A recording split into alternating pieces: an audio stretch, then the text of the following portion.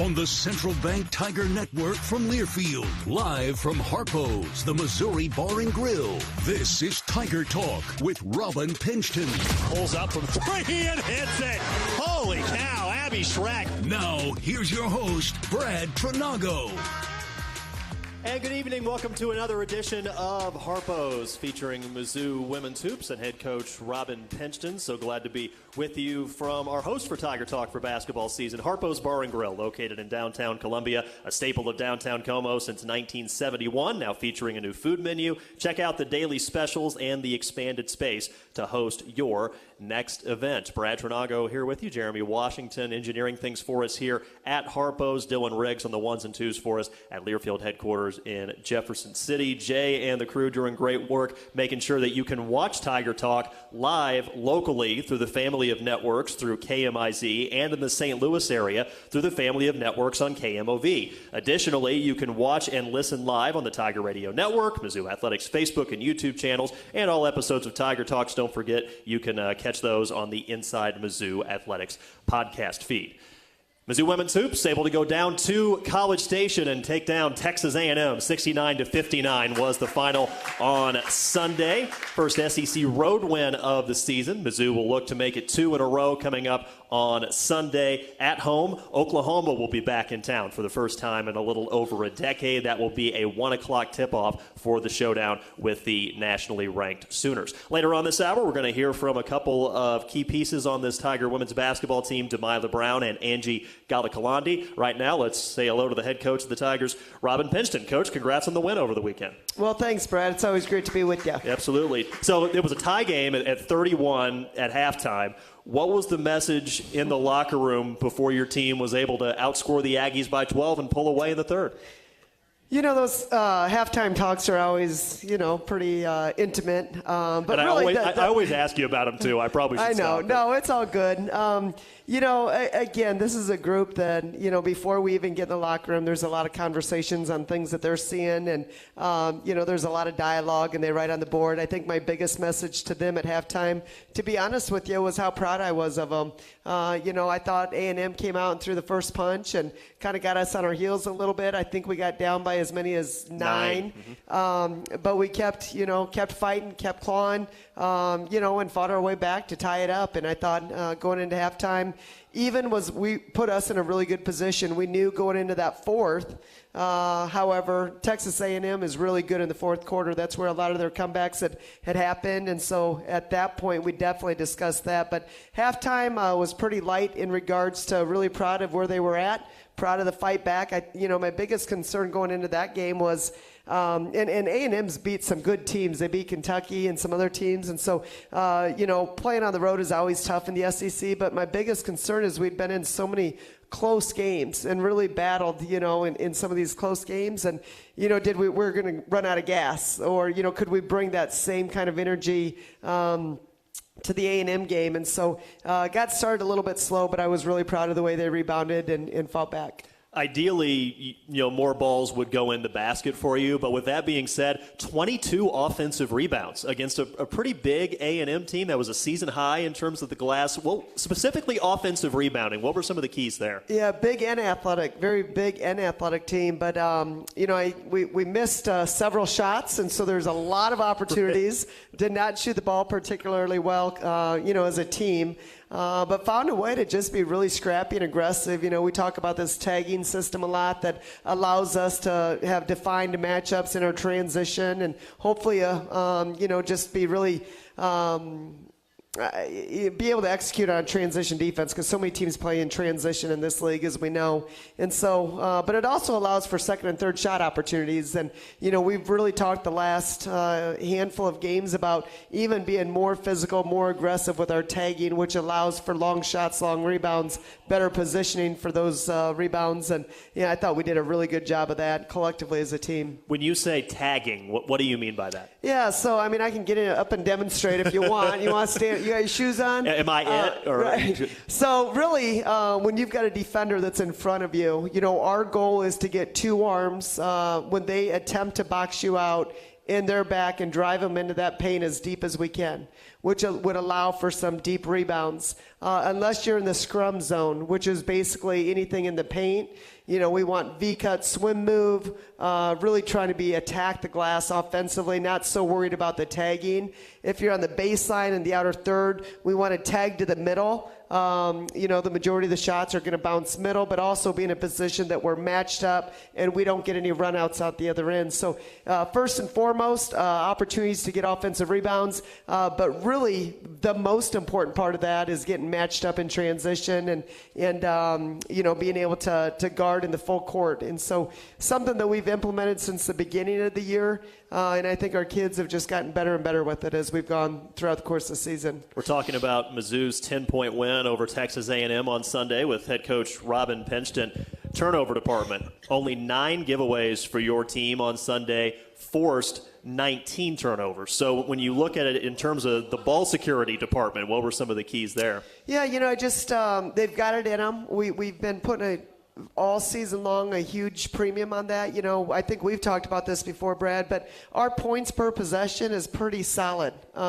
We just don't get enough of those possessions, and so that's when offensive rebounding and ball security become so important. And we just continue to emphasize that in practice, everything that we do.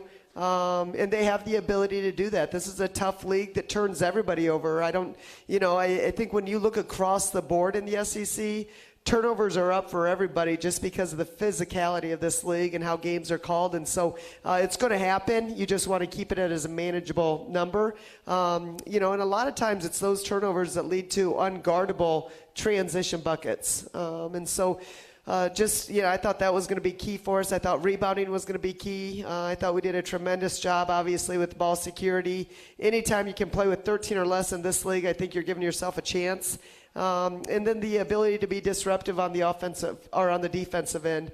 Changed up our ball screen coverage as we went through that first quarter, got a little bit more aggressive with some trapping, and I thought it was a little bit more disruptive, and so obviously that paid dividends as well. We'll go in a little bit deeper into some of the individual standouts from that game in a bit, but you spent a large chunk of the second half with a small lineup. It was Delilah Brown, Abby Schreck, Avery Kroenke, Grace Slaughter, Ashton Judd, really 5 guards for, I believe, the majority of the second half. I mean, now obviously you're giving up a little bit in terms of size, but what do you gain when you have that lineup out there? Yeah, so, it just really becomes a chess match. Angie was in foul trouble. Hannah's been a little bit under the weather. So for different reasons, you go with different lineups. But for as big as they were, I felt like that would create some challenges for them to match up with us on the other end and pull out some of their bigs and try and create some more off the bounce, which obviously Grace Slaughter was able to take advantage of, but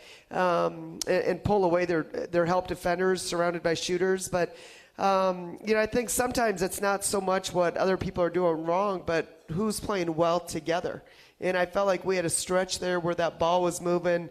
We were keeping it hot. We had a good little group in there that were doing a great job on the boards. The ball security was probably the best it's been all year long. And they just had a good rhythm going. What a day. You mentioned Grace Slaughter, 29 points. 14 of those coming in that pivotal third quarter. She had, I believe, a 7-point run herself in the second quarter when you were facing the biggest deficit of the game as well. Really efficient, too. 9 of 17 from the field, 3 of 6 from 3. She made all 8 of her free throws. Did you see an opportunity for her entering the game that, hey, the way this matchup looks, this could be another big day for her? Well, the funny thing about Slaughter is, she doesn't show a lot of emotions either way. But I did see a little smirk on her face when she was in the middle of that 7-0 run. I felt she was playing with a lot of confidence. But I wouldn't say necessarily before the game started, but as we went through the game, we felt like there was some, matchup challenges and felt like, she was scoring well. They were having a hard time stopping her on the dribble drive, and we were going to go to it until they found a way to stop her. And she really had a good game for us. Avery Kroenke did not score. She played 36 minutes, though, at the point. Did not turn it over a single time. She had 4 rebounds, 2 assists, 2 steals, and a block. So what value did she bring to this team without scoring? Yeah, I can't say enough about that young lady. She plays with so much passion. I think she empties her tank night in and night out. She plays as hard as she possibly can play. It's really remarkable what she's doing, assist-to-turnover ratio in the SEC. And again, we've talked about this, but just with the lack of experience playing in this league, and this year being really her first time through the SEC playing these kind of quality minutes and what she's able to do, she's such a selfless player. She cares less about individual stat lines. She could care less. All she wants to do is find a way to impact the game and make a positive difference. She wants to get the ball to her shooters. She wants to wear her opponents down. She wants to rebound. She wants to defend. And she just plays so hard. That's a young lady that truly, the impact that she brings to our team is never going to show up in the stat line to the level that it could. She's just been doing some phenomenal things for us. Really happy for her. Talking with head coach Robin Pingeton here on Tiger Talk. Abby Schreck was able to shake free, hit a couple of shots on Sunday, 10 points on 3 3-pointers, actually. One of them was a 4-point play in the game. How valuable can it be for a shooter like her to see a couple go through the net in a game? Yeah, so important. I think the challenge for her has just been the game is so physical. And, it's hard to tell from night to night what's, freedom of movement and what's not. And it just it can be really, really hard because she needs to be able to use those screens and have some of that freedom of movement. I think she's a high IQ young lady. And so understanding angles, understanding, not to get caught up in the foot race, but change of speed, playing with tempo, playing with pace is so important. And, we've got to continue to find ways to create opportunities for her to get open looks because she sure is really a knockdown shooter for us. And, anytime she shoots the ball, you feel pretty comfortable with it as a coach. Going back to, using that smaller lineup a lot, I talked to Ashton Judd after the game, and she said, when I showed up to college, I didn't really expect I would be playing a lot of the 5. And she kind of was for that lineup, and she had like a 5-player type of line, 9 points and 8 rebounds against A&M. How do you feel like she's able to hang in there against SEC bigs? Yeah, I just feel like the greats don't care what position you play. We talk a lot about positionless basketball. We talk a lot about, just our rotations defensively and really trying to be disruptive with what we do. And so, I remember I'll never forget Lindsey Cunningham coming to the bench one game and saying, "Coach, I can play the 5." Or, I think it was later in that game, "I can play point guard." Like, she didn't care. She just wanted to be on the court. And, I think that's what the greats do. They find a way to compete and step up. And we play more positionless basketball with what we do on the offensive end. Defensively, to me, it's about toughness, grit, heart, and just being able to put out fires for each other. And so, when I think of those qualities and those characteristics, I definitely think Ashton Judd embodies all of those. Finally, Delilah Brown, she scored 12 points. Had 3 steals. Did you know she's your best pound-for-pound offensive rebounder all of a sudden? She's sticking her nose in there at 5'7", pulled down 3 offensive boards. I mean, I just had so much fun watching her out there, especially in that second half. That was some really good stuff. Yeah, she plays with a lot of passion. I think she's very gamey in the way that she plays. She can, I think, create things offensively. I think her pace has been really, really good for us. I think she understands the ability to get to the paint and spread, and being able to share the ball. But she's also got the ability to one-on-one create shots into the shot clock.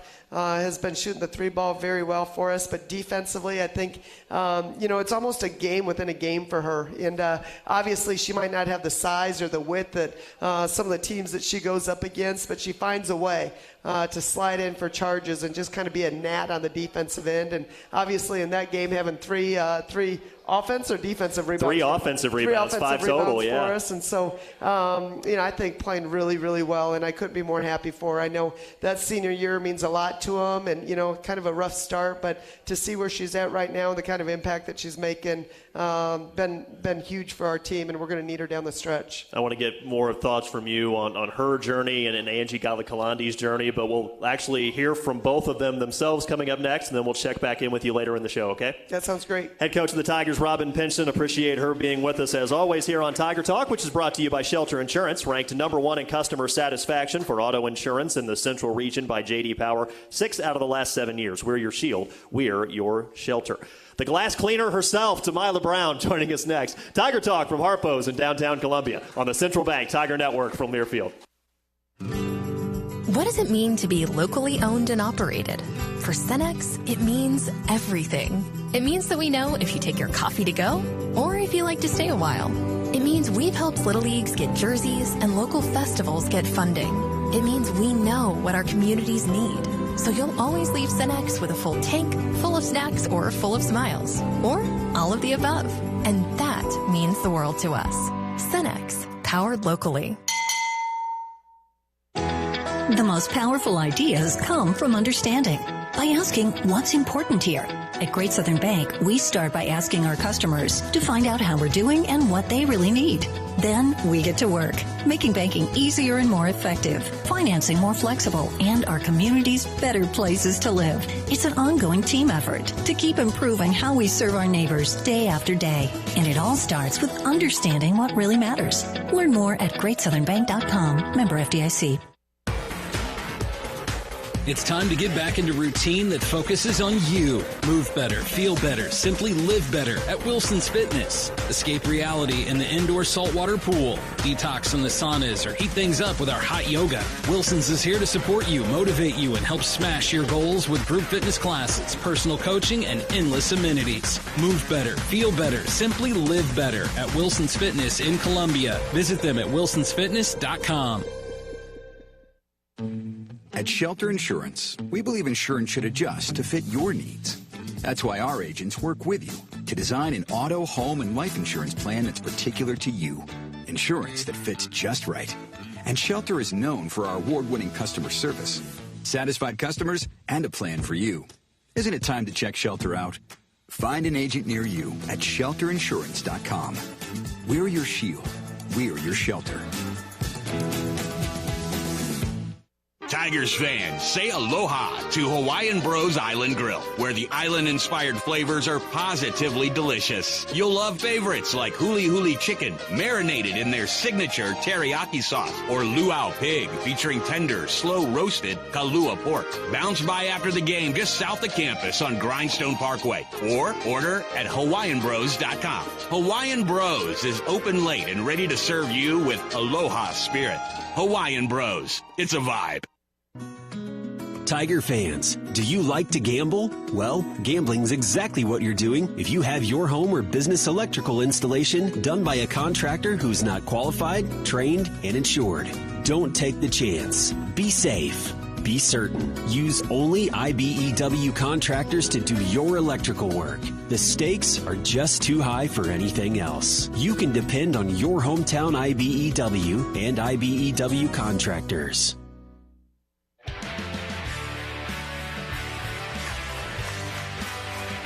Tiger Talk continuing from Harpo's in downtown Columbia. Glad you could be with us here tonight. Mizzou Athletics would like to thank our premier partners, MU Healthcare and Shelter Insurance. And you can show your swagger with a Tiger checking card from Central Bank, the only place for Tiger checking. Open it today at centralbank.net. Again, the Tigers will be back in action on Sunday at 1 o'clock when nationally ranked Oklahoma will be in town. And one of the key pieces in the rotation for Mizzou when they match up with the Sooners is a 5'7" graduate student from North Little Rock. Please say hello to Delilah Brown, who will be with us for the next few minutes here at Harpo's. Well, I mentioned it already, Delilah, but you were all over the place in the second half on Sunday in that win against Texas A&M. We'll highlight a couple of those hustle plays in a second, but did you feel anything different before the game that made you feel like, this is going to be a good day, I think?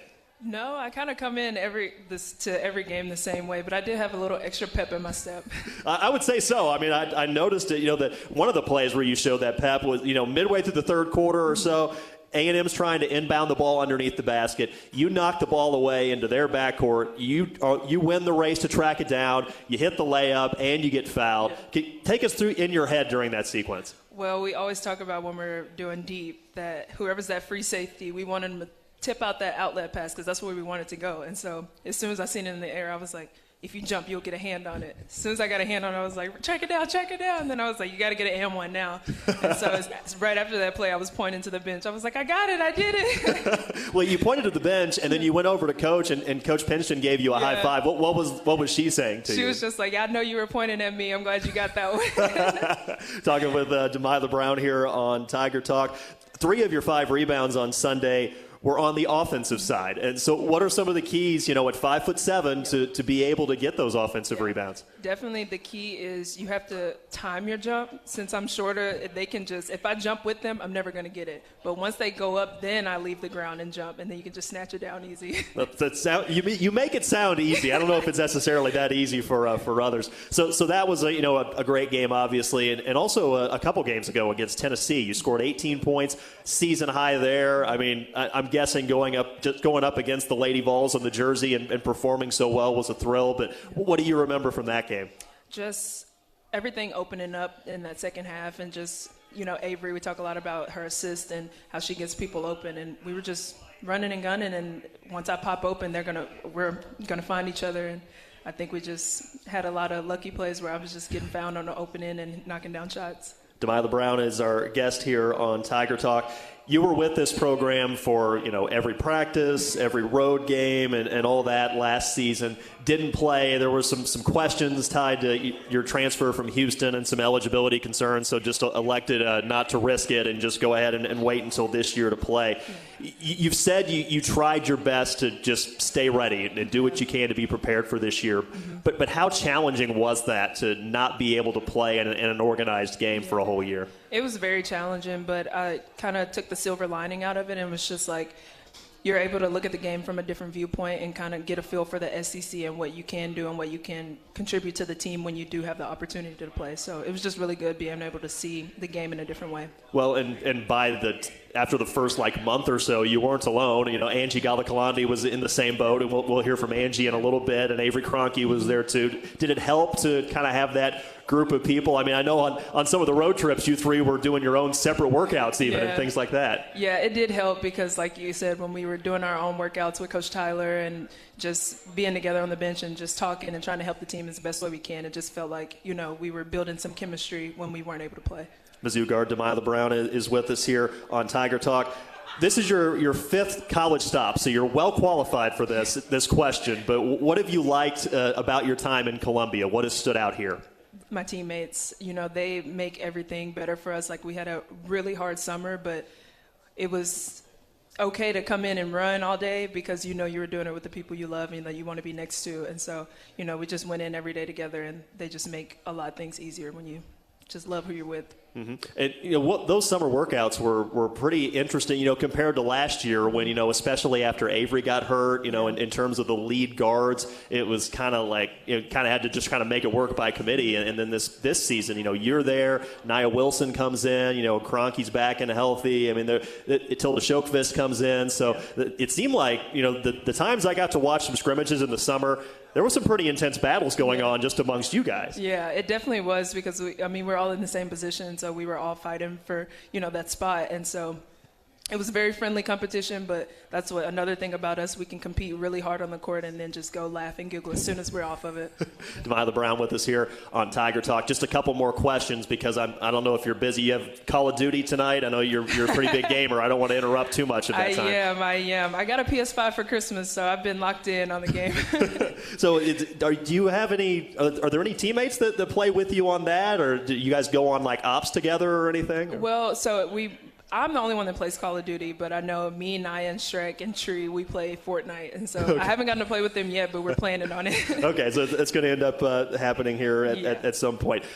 Despite the distraction from the new, you got the new PlayStation now and all that, you did get your undergraduate degree last May, so congratulations on that. Thank you. What are you focusing on now in your graduate studies? So now I'm doing getting my master's in sports management, and so right now it's kind of a lot of work, but it's also really fun because now I'm getting to kind of do lesson plans on my own and teach whatever I want to teach to the classes that I'm in. And so it's really nice. And then I'm also surrounded with other master's program people, and it's a lot of athletes. So it's really fun. What are whenever basketball's done for you, whether it's after this season or, beyond in a few years, what are some of your future plans with that sport management degree? Yeah, I definitely want to stay in sports. And, after that, just kind of get some experience in the journalism field and, hopefully be an SEC sideline reporter soon. Sounds like a plan. Demilah, we've really enjoyed watching you play. It seems like things are trending up for you out there, and keep up the good work this weekend, okay? Thank you. That's Demilah Brown joining us here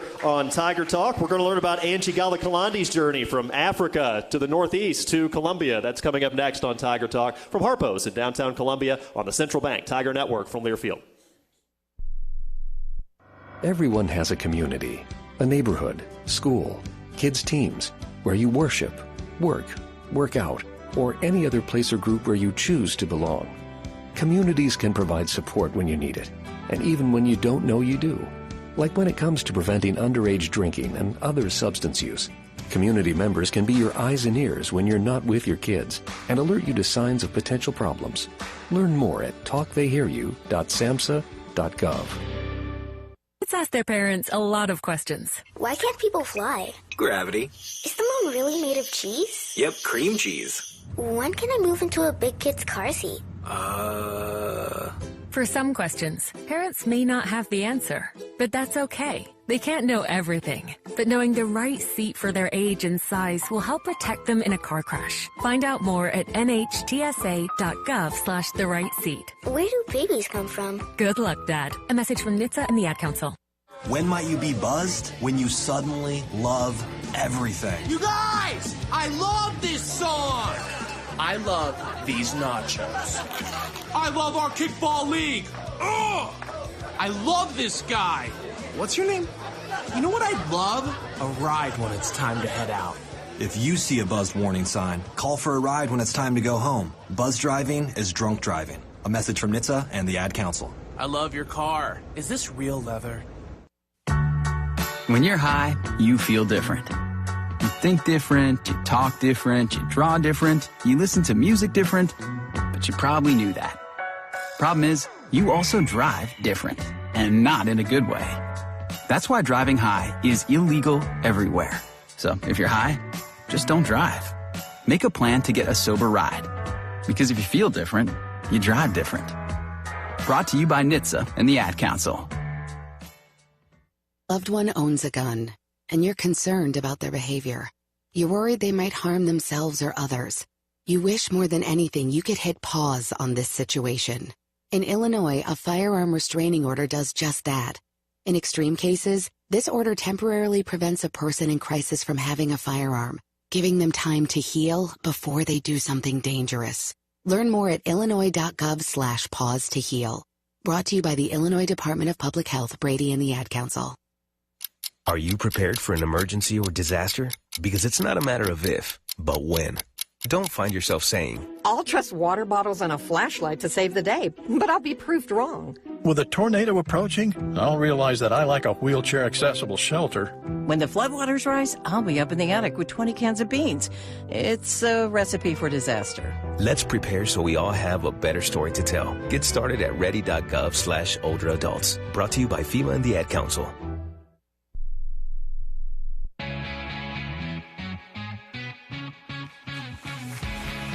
Back on Tiger Talk with head coach Robin Pingeton. Brad Trinago here with you. Glad you could join us at Harpo's in downtown Columbia. Make sure to partner with the Tigers and the Food Bank, the official charitable partner of Mizzou Athletics. Visit scoreagainsthunger.org to learn more about the Score Against Hunger campaign. That's presented by MPICS. And a reminder, this episode of Tiger Talk, along with other great content and episodes, are available on the Inside Mizzou Athletics podcast. That's presented by Shelter Insurance. Be sure to subscribe today wherever you listen to podcasts. You'll hear from Matt Michaels and me weekly. You can also watch the show on the Mizzou Athletics YouTube channel. We continue talking with graduate students on this Mizzou women's basketball program. We welcome in now a 6'2" forward from Manchester, New Hampshire. At least that's one of her journeys along the way. Say hello to Angie Galakalandi with us for the next few minutes here on Tiger Talk.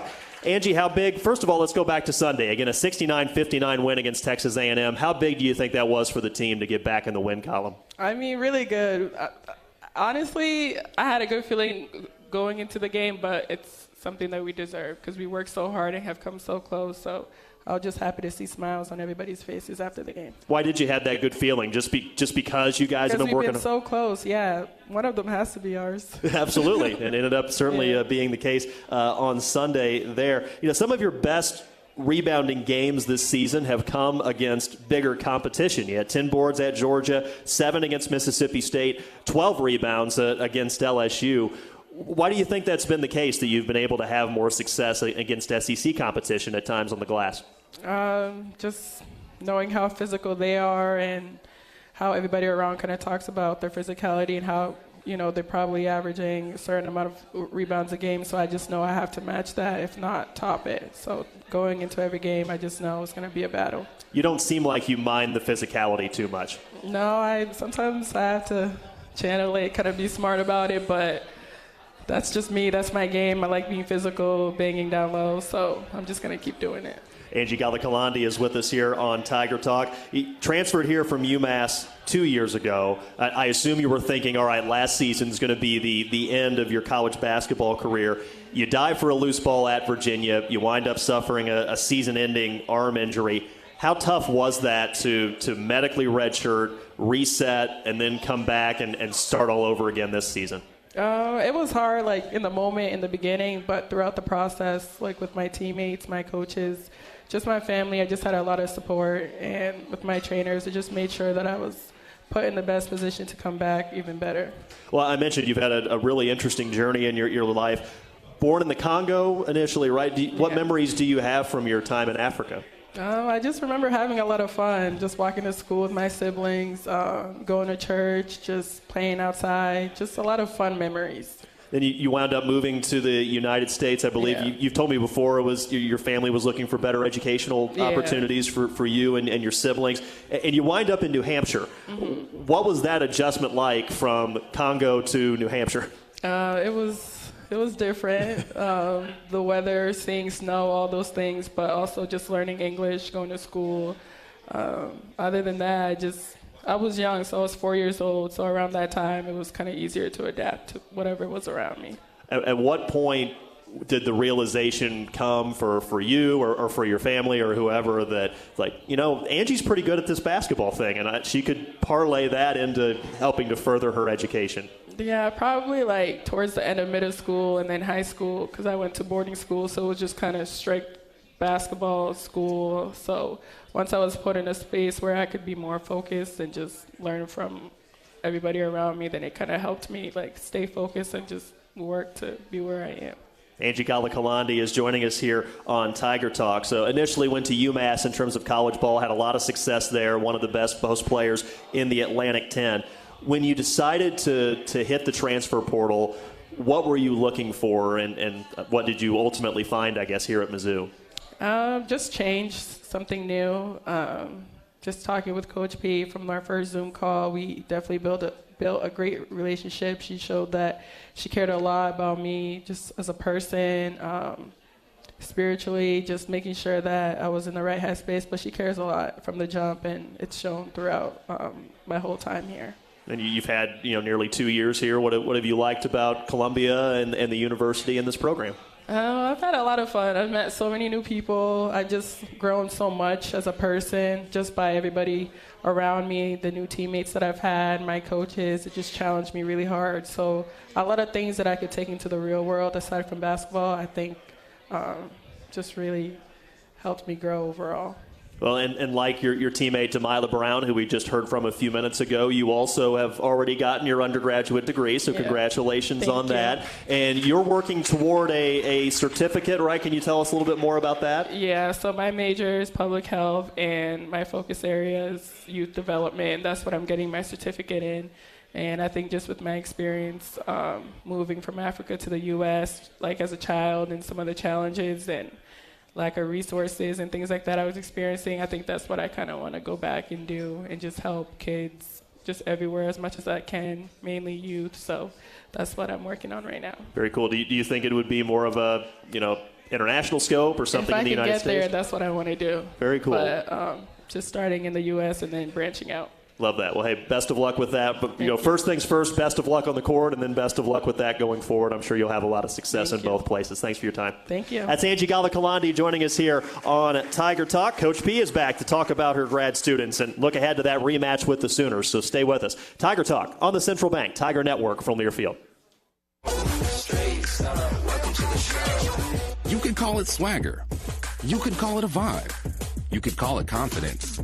You could call it cool. Or you could call it exactly as it is, Tiger Pride. Show your Mizzou spirit with the Tiger Checking Card, only from Central Bank. Sign up today at tigerchecking.com. Central Bank, strong roots, endless possibilities. Member FDIC.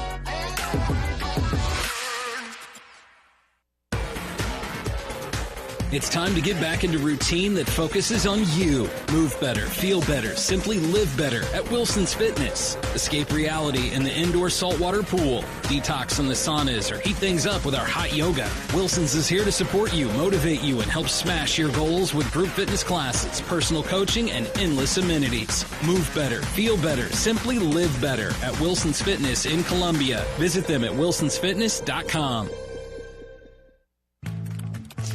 Did you get us switched over to shelter insurance? Actually, I found a deal online. You did?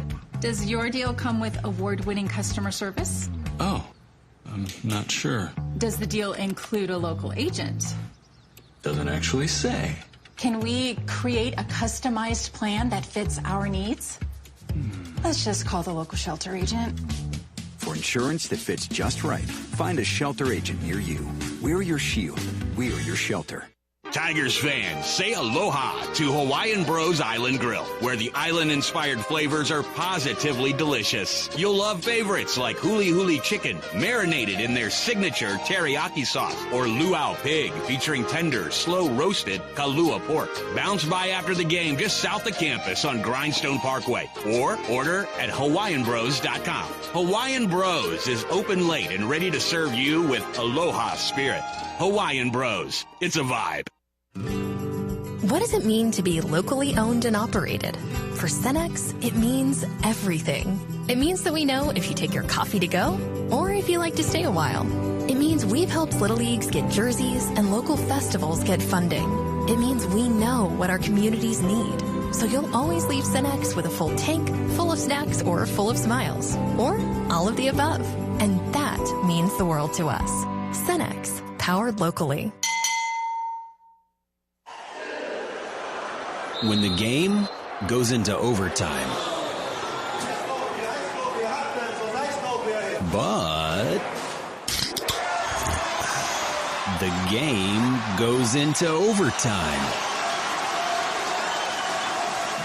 The choice to enjoy is easy. Bud Light.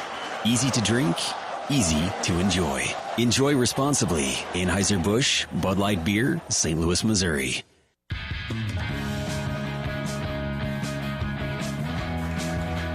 From the creators of Beatbox and Peachtree Catering, check out Belly Market and Rotisserie. Enjoy one of Belly's massive sandwiches with house-smoked meats, a delicious salad, or daily specials. The new dinner program offers seasonal plates, fresh seafood, and new bar offerings. Tell them the Tigers sent you and get a special treat. We got Tiger Talk here with Mizzou Women's Hoops head coach Robin Pingeton until the top of the hour, and then it'll be the men's version of the program. Voice of the Tigers, Mike Kelly, along with the head Tiger men's basketball coach Dennis Gates. Let's go back, Coach, and talk about the two young ladies we just heard from. Angie Galakalandi and Delilah Brown. To be honest, it's kind of like Caleb Grill on the men's side. I don't think they expected to be here at this point. They were hoping to be playing last year, of course, for their final year of eligibility. Start with Angie. How do you feel like she's responded to the adversity she faced? Got a few games in last year. It just seemed like it was starting to click, and then boom, she gets hurt and she's out for the rest of the year. Yeah, I'd say Angie's always been probably mature beyond her age. I think she's just very strong in her faith, and just understanding the bigger picture and controlling what she can control. And so as hard as it was, I feel like she's a young lady that always tries to find the silver lining in things, and just really embraced it as a year to learn and grow. And, just thankful to have an opportunity to be able to come back and play the next year. Demila Brown was healthy last year, but there was a lot of ambiguity. You might remember in the news some changes to the transfer portal actually happened during the season, and so there was just a lot of gray area there, and so the decision was made to, hey, let's just play it safe. Let's wait until this year to come in. She's had some great moments out there for sure that we've already touched on, but how fun is it to finally see her have an opportunity to show what she can do in black and gold? Yeah, really happy for her. I know, it's been a tough journey for sure. And even last year, we had a number of injuries, and so really could have used her during that time that it was kind of gray area. Would she use a complete year, or could she have the year and still come back? And, I just feel like she's a young lady that's very passionate about the game. It's a big part of her life, and just to really use her for half a season wasn't fair to her. And so that's when we decided that, we're going to push pause and wait until the following year. But she's had a lot of great experience throughout the course of her career. Obviously, All-American JUCO player, played at Illinois, played at some really good programs, and has the ability to really impact the game on both sides of the floor. I know it's been a little bit of a challenge for her, not seeing maybe the minutes that she had hoped early in the season, but credit to her for staying the course and keep showing up every day. And when her opportunity came, I think she's taken full advantage of it. What's that process like? You mentioned, kind of the decision that, hey, that wouldn't have been fair to Demila Brown to play her last year. And, sometimes I think about different players you've had over the years where they've had an injury that it's not quite season ending, but it would be like 2/3 of the season ending. And for those 5-10 games where they're available, they would help the team that season right there. But is it really the right thing for them to burn an entire year of eligibility for just maybe a handful of minutes? But that's a long way of asking, what's that process like where you're making that decision, and I'm sure they're making the decision too of hey, should I come back this year or should I wait until next year? I just think it's so important that you put the student-athlete at the forefront of everything that you do. This is such a special time in their life, and it goes so quickly already. And you just want them to be able to make the most of it and embrace and have the full experience. And so to me, even though it might have impacted the scoreboard, in the big picture of things, this is their career. And it's so special, and these games are so limited. And so to shortchange them from that opportunity, I personally, as a coach, don't feel comfortable with. And so, I don't know that there's a right or a wrong. Everyone has a different way of doing things. But I just think it's so important that we put the student-athlete at the forefront of everything we do, and they need to be involved in those decisions. That is Mizzou head coach Robin Pingeton. Again, an old rival returning to Columbia for the first time in more than a decade coming up on Sunday. We'll preview that matchup coming up on the weekend when Tiger Talk continues next. Harpo's in downtown Columbia and here on the Central Bank Tiger Network from Learfield. Comes to a gun suicide attempt, all it takes is a moment. My son Ricky took his life by the use of a firearm. It broke me, and I contemplated suicide. My grandson, I was gonna have to be here for him. I still own my firearm. I keep it in a safe because I want to keep my grandson and myself safe. Store your guns, locked, unloaded, and away from ammo. Hear more safe stories at endfamilyfire.org. Brought to you by Brady and the Ad Council. This message is for Shauna, my mom, who just finished her high school diploma. I wanted to say I'm so proud of you for finishing school. You taught me it's never too late to achieve your dreams. I hope to make you as proud as you have made me. When you graduate, they graduate. Finish your high school diploma for you and for them. Visit finishyourdiploma.org to find free and supportive adult education centers near you. Brought to you by the Dollar General Literacy Foundation and the Ad Council. You said you'd never buy your kid candy from the checkout aisle.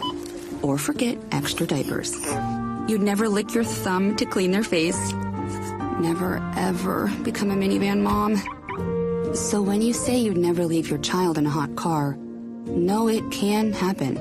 Cars get hot fast, and kids can be at risk in temperatures as low as 60 degrees Fahrenheit. Never happens. Before you leave the car, always stop, look, lock. Brought to you by NHTSA and the Ad Council. August was born 3 pounds, 9.8 ounces. When I first saw him, it was a whole range of emotions. There's stuff I still want to do. Being a young dad, it's not giving up. is shifting.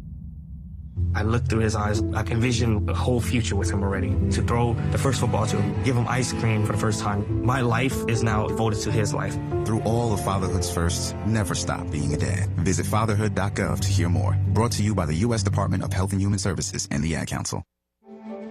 You took the first step and quit smoking, but even former smokers may still be at risk for lung cancer. That's why SaveByTheScan.org wants you to know about a new low-dose CT scan that can detect lung cancer early. It takes only 60 seconds and could save your life. You took the first step, now take the next. Visit SaveByTheScan.org for a simple quiz to see if you're eligible and talk to your doctor about screening. SaveByTheScan.org is brought to you by the American Lung Association's Lung Force Initiative and the Ad Council. Uh-oh, Brad's buzzed. Oh, yeah? Yeah, he's starting with the woots. And now a speech. I just want to say that friendship is about heart and brain. Who's with me? Good thing is, he knows when he's buzzed. And my brain is saying, when it's time to go home, somebody call me a ride. Love that guy. Me too. Know your buzzed warning signs? Call for a ride when it's time to go home. Buzz driving is drunk driving. A message from NHTSA and the Ad Council.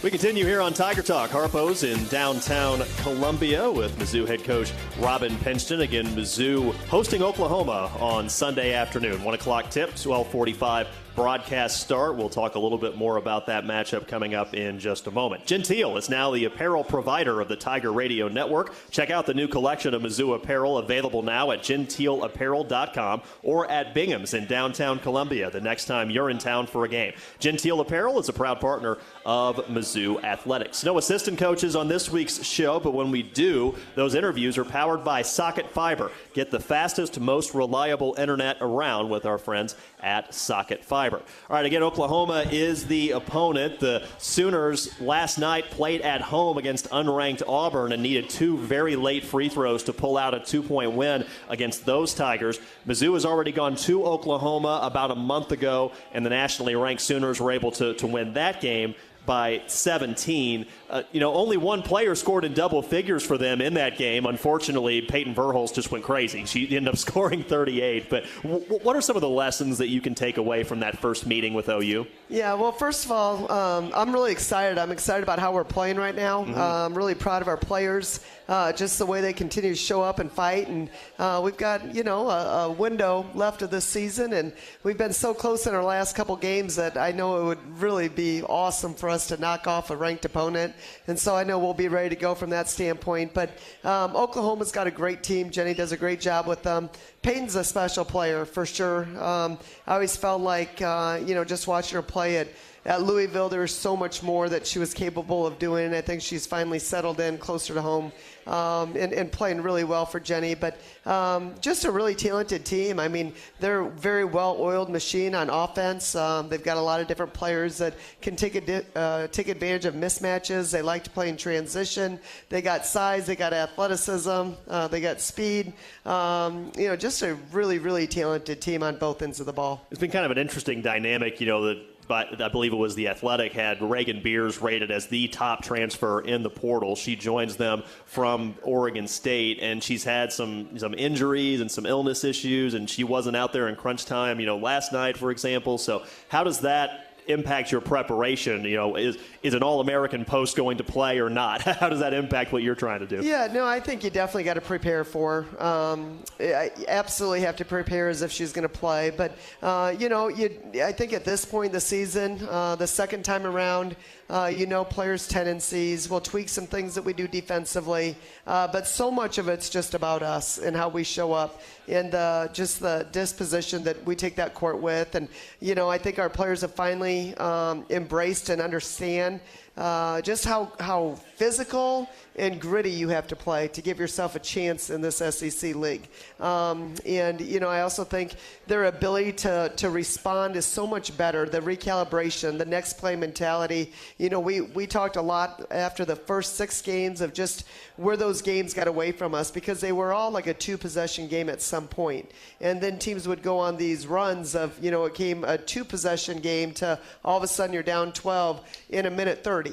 in what was happening in those runs, in those 2.5 to 3 minutes, what was happening. And it was like that next play, that this possession carried over into this possession, and so we'd have a turnover that turned into an and one, a quick missed layup that turned into an unguardable transition, and just, how do we manage those 2 to 3 minute runs better than what we had been doing? And so credit to them. They, really, I think, studied that, understood that. We talked through it, and are a lot more intentional when those runs are happening in games. Well, it really does, and it's a great point you bring up that, it started 0-6 in the league, but since then, you had the win against Mississippi State. You had 3 losses after that, but they were against 3 teams that I think are going to finish in the Sweet 16 in the NCAA tournament. And you had second half leads, I believe, in every single one of those games, and they came down to the final couple of minutes of the contest. Does it feel like, I hate to use the cliche of a switch flipping, but does it feel like, that Mississippi State game it feels like the before and after. And the first Oklahoma State meeting was before that. And so I feel like there's reason for optimism about, what your team looks like now compared to what it looked like even a month ago. I'm really optimistic, and I'm so proud of what they're doing in that locker room, how they're showing up for each other. I think the leadership in that locker room, the accountability, the focus when we watch film, how we show up for practice, how hard we compete. Really, really proud of them. And, right now it's basketball. Later on it's life. You're going to go through adversity, and, what's your heart posture going to look like?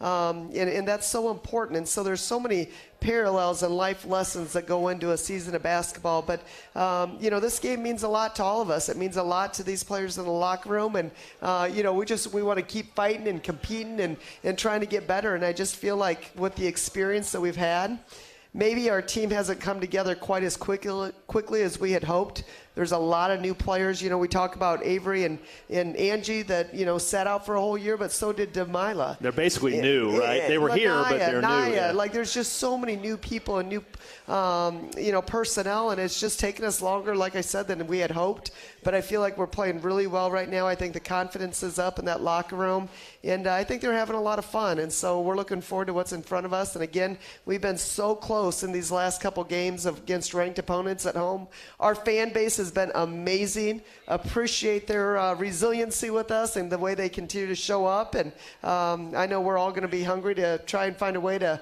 upset a ranked opponent at home on Sunday. One thing that hopefully does carry over from that first meeting against OU, your team was able to force 22 turnovers in that game. And again, you're coming off a win against Texas A&M, forcing 19 turnovers there. I feel like this may be the best team you have in that department in terms of forcing turnovers. Do you feel like it's at least the best team in a while, I think, in that aspect? I agree 100% with you, Brad, and all credit to the players. They've worked their tails off since June. They continue to put in the work. I think playing in the SEC and the conference is a little bit different than the non-con. It's interesting the things that you can do before SEC plays versus when you're in it. Very physical league, very aggressive league, and I think the more physical we can play, I think these girls really embrace it, and so we just want to be very disruptive on the defensive end. We want to be gritty. We want to put out fires for each other, and I think you see a lot of really positive things happening on that side of the ball. What about health-wise? Everybody doing okay after the big temperature changes? We went from like 30 degrees here to like 85 at College Station when we landed. I know nobody's going to feel bad for us, but like 85 degrees when we landed and now back to 30. Everybody health-wise appear to be doing okay? There's a lot of stuff that's just kind of floating around. I think a couple of our players have battled it. It hasn't been anything too bad, but it's kind of, running its course a little bit. Hopefully we won't get hit with it too bad, but for the most part, we've pretty solid. Good deal. Knock on wood on that. How do you approach the bye weeks? You're in this is your second and final bye within conference play, so it's 7 days between games. How do you approach that and kind of strike that balance in terms of, keeping everybody fresh and sharp, but not, overworking them, because it's already been a long season? Yeah, that's a great question. I think every year it varies a little bit, and the first break to the second break varies as well. And so the first break, I think there's the physical capacity to it, but also a mental capacity. And, when you put in as much time as these young ladies do outside of what's required, sometimes you just need to get away from the game. And I think, just from it needs to be fresh, it needs to be healthy. But you also don't want to lose the cardio because it takes twice as long to get it as it does to lose it. We lose it in a hurry. And so managing that, but that first go around, we took Monday off, and then Tuesday we had some individual workouts, which was great. With some weights. We had weights on Tuesday and then individuals on Wednesday, took Thursday off, and then got back into the swing of things. This time around, we were planning on taking 2 days off back-to-back. I think that's really important to sometimes just get away. And we haven't had 2 days off back-to-back in a long time. And then we look at the weather app, and it looks like weather is coming in, so I had to change the calendar after I promised these guys 2 days off, and I said, I'm so sorry, but I think we're going to have to tweak it. So we actually, last second, decided we took Monday off, practice today. Wednesday will be off. Everyone's going to stay warm, stay off the roads, and get back at it on Thursday. Sounds like a plan, Coach. Good luck. Thank you. Sounds great. That's head coach Robin Pingeton. Thanks to her. Thanks to Delilah Brown and Angie Gallicolandi, folks like Jeremy Washington and Jay and Dylan Riggs behind the scenes. I'm Brad Fernago. This has been Tiger Talk on the Central Bank Tiger Network from Learfield.